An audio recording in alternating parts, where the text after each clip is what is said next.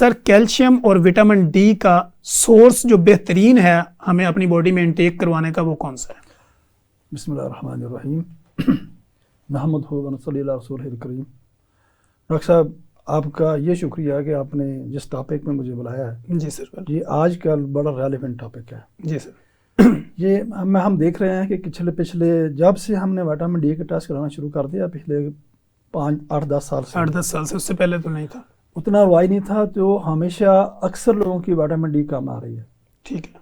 اب جب اس کا ریسرچ کیا گیا، جب اس کا سوچا گیا، تو وٹامن ڈی کے کم ہونے کی بہت سی وجوہات ہیں، میں آپ کو بتاتا ہوں۔ جی جی سر، نمبر 1 پہلے ایک اچھی بات میں آپ کو بتاتا ہوں۔ وہ اچھی بات یہ ہے کہ وٹامن ڈی کا سب سے بڑا سورس از سن لائٹ۔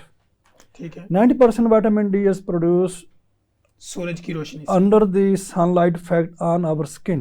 ٹھیک ہے۔ جب ہم اسکن میں سن میں بیٹھتے ہیں، دھوپ میں بیٹھتے ہیں، تو دھوپ ہمارے اندر کا جو پری وائٹامن ہے، جی سر، پری وائٹامن کو وٹامن D3 میں کنورٹ کرتا ہے۔ ٹھیک ہے۔ لیکن اور آج کا جو موسم جا رہا ہے، یہ پچھلے میرا خیال ہے کہ 2 ہفتے سے سورج نظر ہی نہیں آ رہا، ایسے ہی لوگ سامنے ہوئے بیٹھے ہوئے ہیں، اس لیے اور کمتی پیدا ہو گئی ہے۔ ٹھیک ہے۔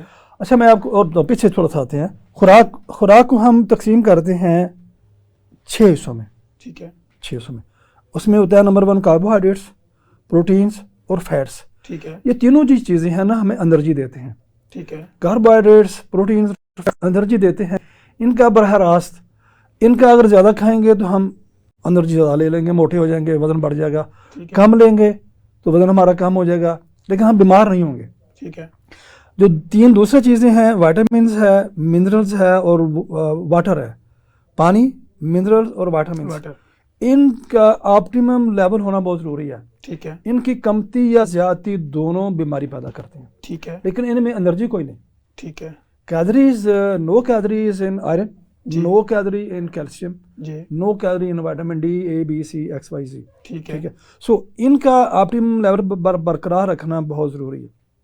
بات ہم کر رہے تھے وٹامن ڈی کا۔ جی جی، اللہ کا شکر ہے کہ ہمارے ہاں جس علاقے میں ہم رہتے ہیں، سورج تقریباً 12 مہینے سورج رہتا ہے، 11 مہینے سورج رہتا ہے۔ دسمبر کے پہلے ہفتہ تک تو سورج تھا۔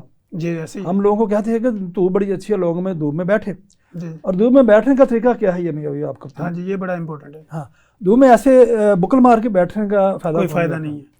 دھوپ لگنی چاہیے جلد کے اوپر، آپ کی باڈی کو باڈی کے اوپر ڈائریکٹ۔